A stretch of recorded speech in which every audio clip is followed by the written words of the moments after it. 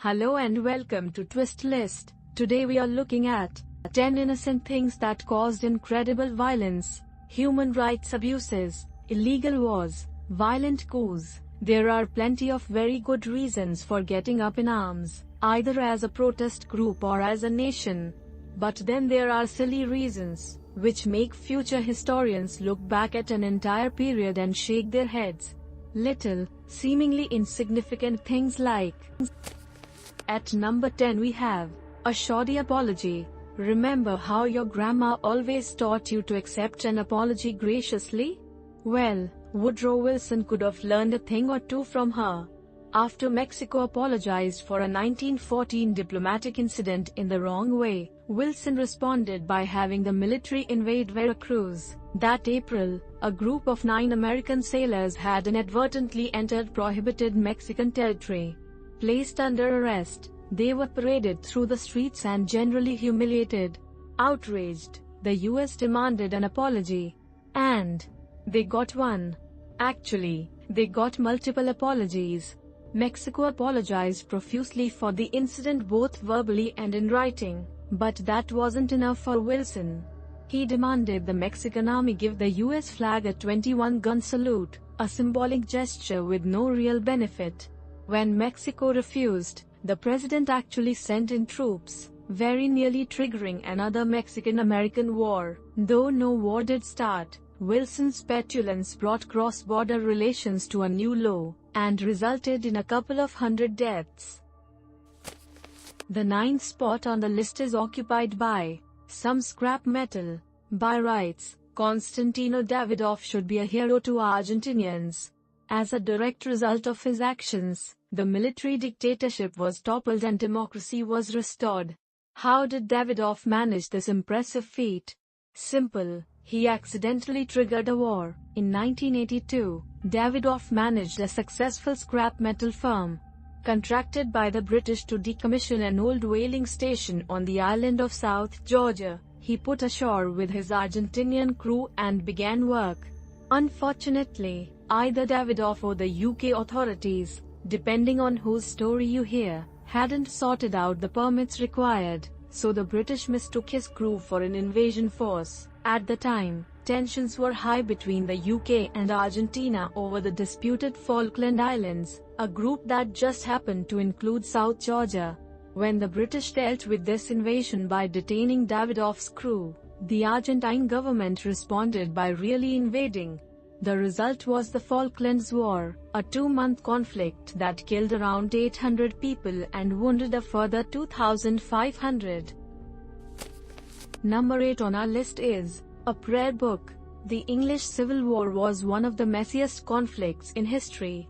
All told, it killed nearly 2 lakhs in England alone, with many more dying in Scotland and Ireland. It's been called the bloodiest conflict in the history of the British Isles. And it all started over a single prayer book. By 1637, King Charles had defied democracy by dismissing his parliament. Keen to reform the Scottish Presbyterian Church, he decided to use his personal rule to push through a new prayer book, forcing the Scots to accept an English-style Sunday service. He'd forgotten just how much Scottish people hate anything remotely English. At its first reading, the book triggered a nationwide riot. Ministers were attacked, churches were ransacked, and Bibles were hurled at bishops.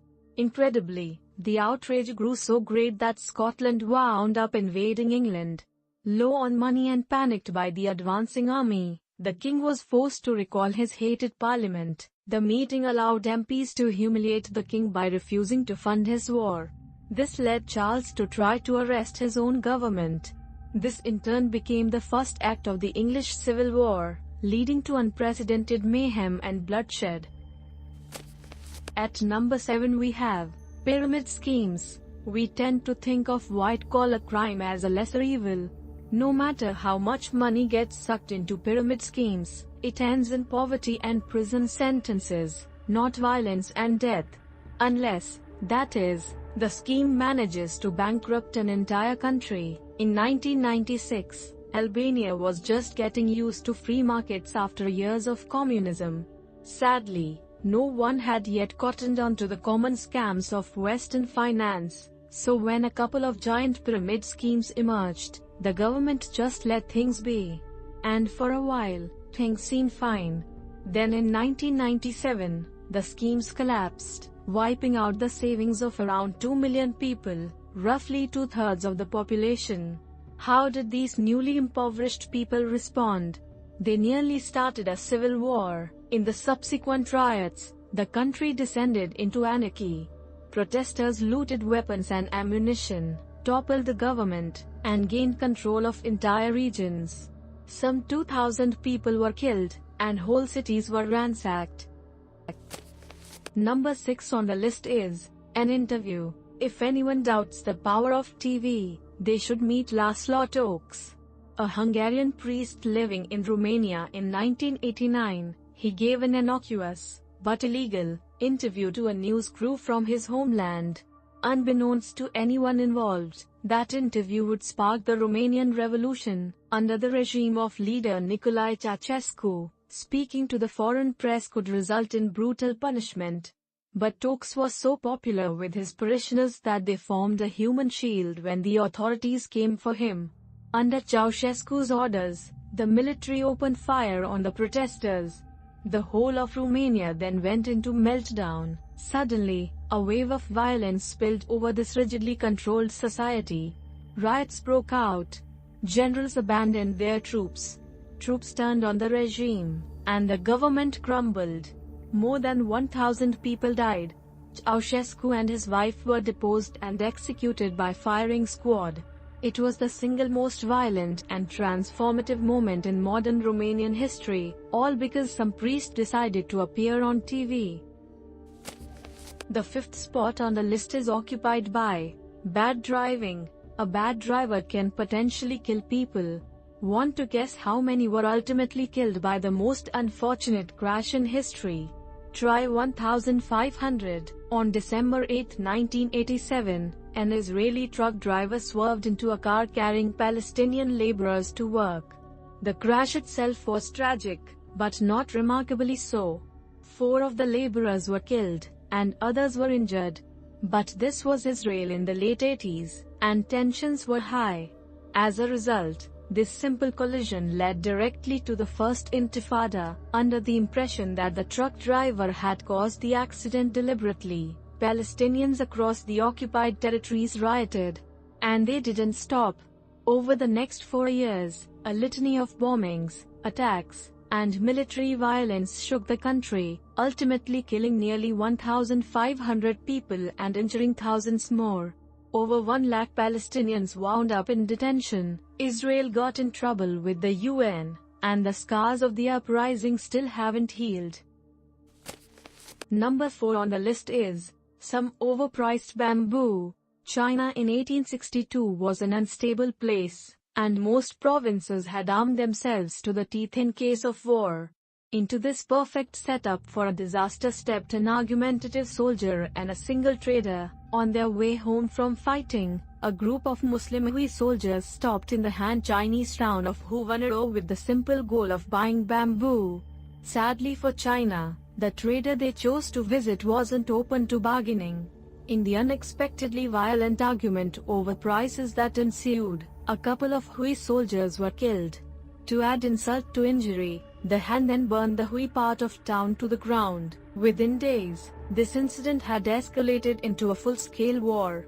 Cities were burned, whole families were massacred, and the price of food rose so high that it triggered an additional famine.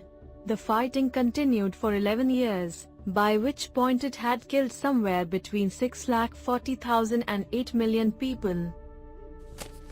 At the 3rd place we have a slap and a cigarette. On the morning of December 17, 2010, Mohammad Bouazizi was just an ordinary Tunisian who happened to be skirting a minor law. He'd set up his vegetable stall in a prohibited area of his home city of Sidi Bouzid, and this attracted a local police woman's attention. What followed is still disputed but would be felt around the world. According to Bouazizi's account, the policewoman confiscated his stall, then delivered an unprovoked slap. The policewoman claims she did no such thing.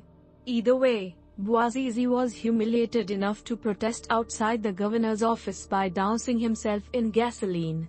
Here things get murky again. Bouazizi either set himself on fire or foolishly abandoned his protest and tried to light a cigarette. The resulting inferno set off a little something known as the Arab Spring. To date, this has resulted in thousands of deaths and a military coup in Egypt, a bloody revolution in Libya, massacres across the Arab world, and one of the nastiest civil wars in history. At the second spot is an attempt at tolerance. The 1680s were a divided time in British society. Thanks to incidents like the gunpowder plot earlier in the century, Catholics were considered not much better than Satan himself and were treated accordingly. They weren't allowed to worship, couldn't own property or hold public office, and were routinely blamed for everything from accidents to illness. Then James II came to the throne and decided to give tolerance a chance. Under his reign, anti-Catholic laws were very slightly relaxed, allowing non-Protestants to worship once more. Sounds like a step in the right direction, right? Well, not if you were his subjects, who responded by overthrowing him. The so-called Glorious Revolution led to massacres in Scotland, the persecution of Catholics in Ireland, a whole lot of foreign wars, and, ultimately, a huge expansion of the slave trade. In short, this half-hearted attempt to do the decent thing wound up destroying a lot of lives. And finally, at number 1, a failed exam. Hong Xiuquan was a man with a modest ambition to enter the Chinese civil service and live a comfortable life. Smart, scholarly, and charismatic, he unfortunately also happened to do very poorly in exams, so poorly, in fact, that he failed the civil service entrance exam 4 separate times. But it was the third failure, in 1837, that really damaged things. After the service rejected him this time, Xiuquan became seriously deranged. During his bout of delirium, he had a peculiar dream. A golden-bearded man and his son appeared to him with a sword and told him to slay the demons. Although Xiuquan recovered from his illness, he remembered the dream. And after he failed his entrance exam for the final time, he decided to act on the mysterious message. Reading through some religious tracts, he became convinced that the man was God and his son was Jesus. More importantly, he became convinced that slaying the demons meant setting up his own Christian state in the heart of Confucian China, known as the Taiping Rebellion. His uprising led to the deaths of 20 million people, making it deadlier than World War I, the Napoleonic Wars, and the Spanish Civil War combined. And that's just the lowest estimate. Others claim it killed 60 million or even 100 million. This would mean the greatest slaughter mankind has ever known was caused by a single failed exam.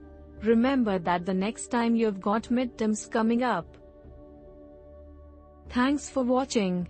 If you enjoyed this video and would like to see more, then please hit the subscribe button.